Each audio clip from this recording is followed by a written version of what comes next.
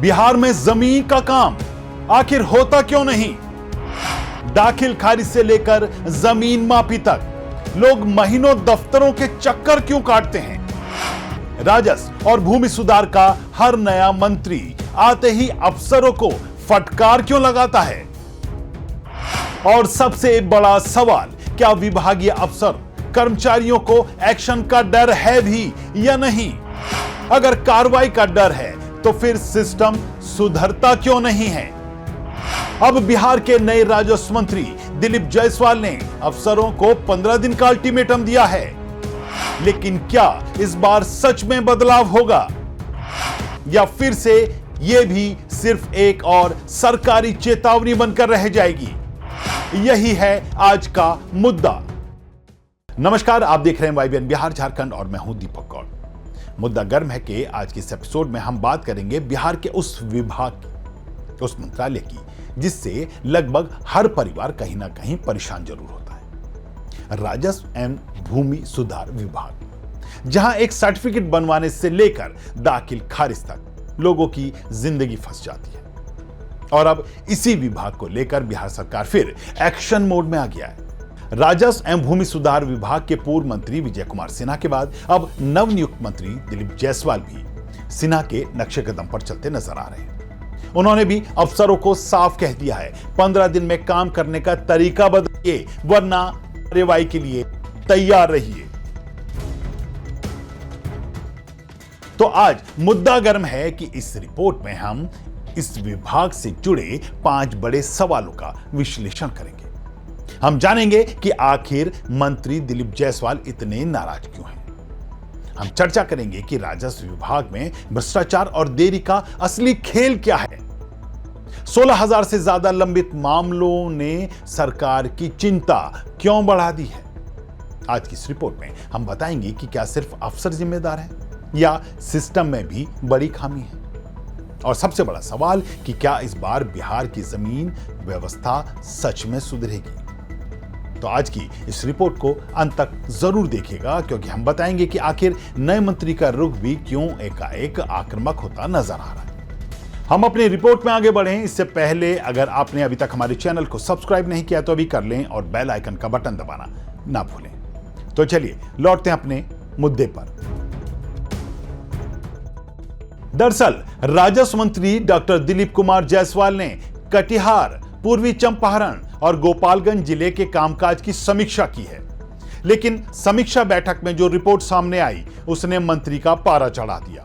कम ranking, लंबित मामले, धीमी प्रक्रिया और जनता की शिकायतें अपार, इन सब पर मंत्री ने अधिकारियों को जमकर फटकार लगाई। उन्होंने साफ कहा, जब विभाग का पूरा सिस्टम सुधार की कोशिश कर रहा है तो फील्ड के अधिकारी आखिर काम क्यों नहीं कर रहे। अब जरा ये रैंकिंग देखिए।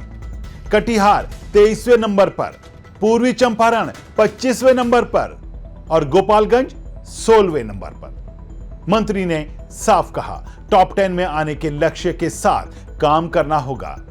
लेकिन इस सब के बीच अब सवाल आपसे, क्या सिर्फ रैंकिंग खराब होने से जनता परेशान है या असली समस्या वो सिस्टम है जहां आम आदमी का काम महीनों तक लटका रहता है।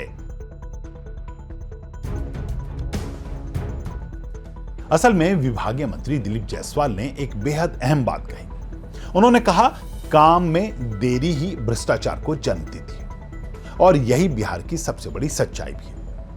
जमीन का काम जितना ज्यादा लटकेगा उतना ज्यादा दलाल सक्रिय होंगे। लोगों से कहा जाएगा फाइल आगे बढ़ानी है तो खर्चा लगेगा। यानी सिस्टम की धीमी रफ्तार भ्रष्टाचार की सबसे बड़ी ताकत बन जाती है। इसलिए मंत्री ने कहा कि भ्रष्टाचार पर रोक उनकी पहली प्राथमिकता है। उन्होंने यह भी बताया कि आर्थिक अपराध इकाई का एक विशेष सेल बनाया गया है और करीब 250 अधिकारी निगरानी में हैं।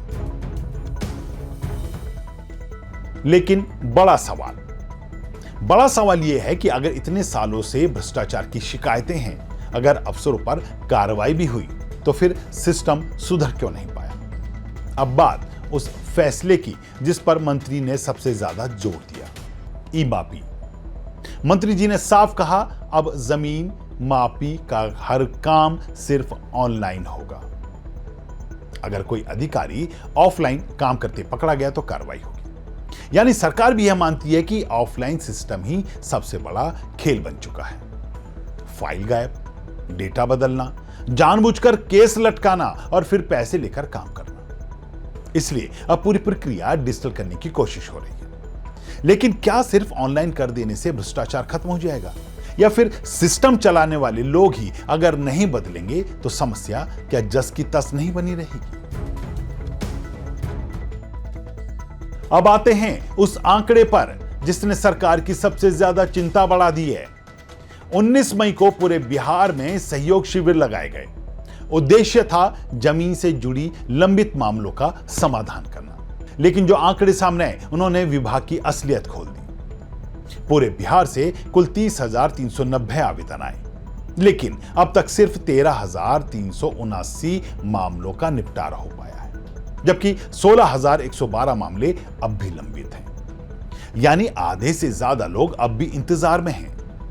बेगूसराय, मुजफ्फरपुर, गया, खगड़िया, पटना, पूर्वी चंपारण जैसे जिलों से हजारों आवेदन आए। अब सरकार ने 30 दिन में इन मामलों को निपटारे का लक्ष्य दिया है। लेकिन सवाल यह है, जब पहले से अफसरों पर लापरवाही के आरोप है, जब विभाग की रैंकिंग खराब है, तो 30 दिन में 16,000 मामले कैसे निपटेंगे?